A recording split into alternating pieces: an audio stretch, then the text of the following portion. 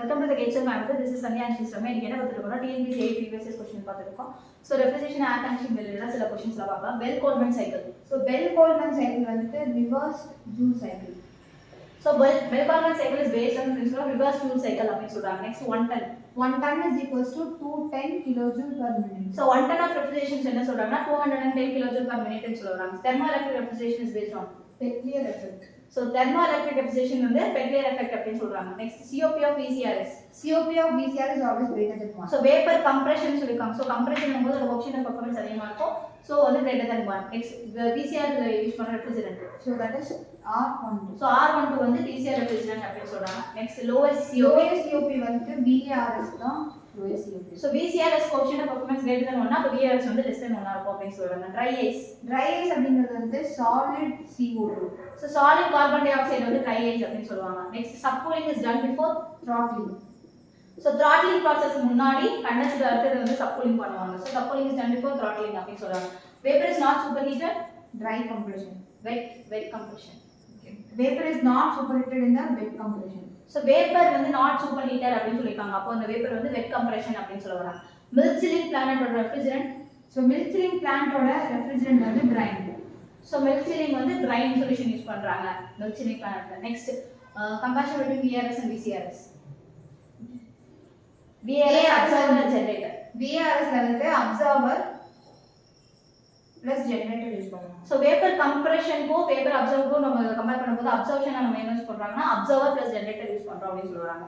Next cooling liquid refrigeration below condensing temperature is so cooling the liquid refrigerant before the condensing temperature வந்துட்டு subcooling அப்படின்னு சொல்றாங்க. So subcooling என்ன சொல்றாங்கன்னா condensing temperature க்கு below cool பண்றது வந்து subcooling அப்படி சொல்றாங்க.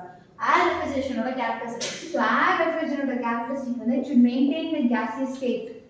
So refrigerant வந்து throughout the cycle வந்து gaseous stateல இருக்கும் அப்படி சொல்றாங்க. R78 718 இது வந்துட்டு water தான் வந்துட்டு R78 718 அப்படி. So R plus 700 அப்படிங்கும்போது R17 molecular weight பார்ப்போம். கடைசி ரெண்டு molecular weight. So 18ங்கிறது molecular weight of water. So R78 வந்து water அப்படின்னு சொல்றாங்க. Next R12.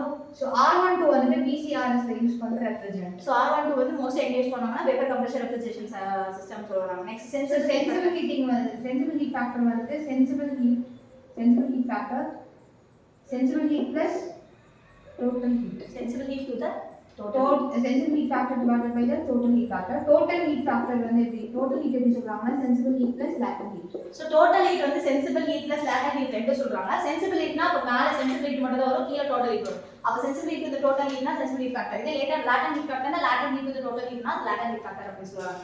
Next, what is the difference between dry bulb temperature and wet bulb temperature? இது வந்து wet bulb depression அப்படினு சொல்றாங்க. So அந்த ஈக்குவேஷனை பார்க்கலாம் wet bulb temperature கம்மியாகுது. So கம்மினாலே depression ன்னு அர்த்தம். அப்ப இந்த wet bulb temperature கம்மியாகுதுனா அப்ப வந்து wet bulb depression அப்படி சொல்றாங்க. எது கம்மியாகுது dry bulb temperature minus wet bulb temperature, so wet bulb depression. Next, aqua ammonia. So aqua ammonia வந்து NH3 ammonia என்ன பண்ணும் அப்படினா it is absorbed அப்படி சொல்றாங்க. So aqua ammonia refrigerant systemல வந்து ammonia வந்து waterல absorb பண்ணும் அப்படி சொல்றாங்க. Next NH3 ammonia and hydrogen அந்த refrigerantல வந்து refrigerant systemல வந்துட்டு hydrogen என்ன பண்ணும் அப்படினா it helps to evaporate the ammonia. So next hydrogen கூட நம்ம ammonia இது பண்ணும்போது ammonia hydrogen refrigerant systemல hydrogen என்ன ஹெல்ப் பண்ணும்னா evaporate பண்ணும். ammonia என்ன ஹெல்ப் பண்ணும்னா ammonia evaporate பண்றதுக்கு வந்து ஹெல்ப் பண்ணும்னு சொல்றாங்க. நெக்ஸ்ட் இதுல வந்து aqua ammonia வந்து இது வந்து வாட்டர் வந்து மிக்ஸ் ஆகுது அப்படினு சொல்றாங்க. Next வந்து the partial vapor pressure to the partial pressure of the saturated vapor வந்து என்ன சொல்வாங்க அப்படினா relative humidity. So relative humidity எப்படி சொல்ல வராங்கன்னா pressure of vapor to the pressure of saturated vapor னு சொல்றாங்க. ரெண்டு vapor கம்பேர் பண்றாங்க. அது relative humidity. ஃபர்ஸ்ட் வந்து water vapor to the saturated water vapor தான் அது வந்து relative humidity அப்படி சொல்ல வராங்க. நெக்ஸ்ட் summer air conditioning ஓட இது சொல்றாங்க. அது என்ன அப்படினா cooling plus dehumidification. So summer air conditioning வந்து cooling plus dehumidification அப்படினு சொல்றாங்க. Next, moisture content of air. So moisture content of air வந்துட்டு dew point temperature அப்படி சொல்றாங்க. So moisture content of air எதை determine பண்றாங்கன்னா dew point temperature வச்சு moisture content of air determine பண்றாங்கன்னு சொல்றாங்க. Next, when specific humidity is safe, when the undriven temperature decreases, what happens to the dew point temperature? So specific humidity same ஆகும்போது driven temperature decreases, the dew point temperature also remains same. So dew point temperature சேம்னு சொல்றாங்க. ஏன்னா dew point temperature value வந்து specific humidity increase பண்றதா. So specific humidity சேமா இருக்கும்போது dew point temperature என்னவாகும்னு சொல்றாங்கன்னா சேமா தான் இருக்கும் அப்படி சொல்றாங்க. So இங்க என்னென்ன பார்த்தோம்னா ரெஃப்ரிஜரேஷன் ஏர் கண்டிஷனிங் சைக்கிளில் நிறைய பிசிஆர் அண்ட் விஆர்எஸ் கம்பேரிஷன்ஸ் எல்லாமே பார்த்தோம். அடுத்தது ரெஃப்ரிஜரேஷன் வேல்யூஸ், அதோட என்னென்ன ரெஃப்ரிஜரேஷன் யூஸ் பண்ணுறோம் பார்த்தோம். அப்புறம் டைப்ஸ் ஆஃப் ரெஃப்ரிஜரேஷன் சிஸ்டமில் அமோனியா அண்ட் ஹைட்ரஜன் என்ன நடக்குது அப்படின்னு பார்த்தோம். அப்புறம் வந்து மாய்ச்சர் கண்டென்ட் பிபிடி என்னன்னு பார்த்தோம். தேங்க்யூ.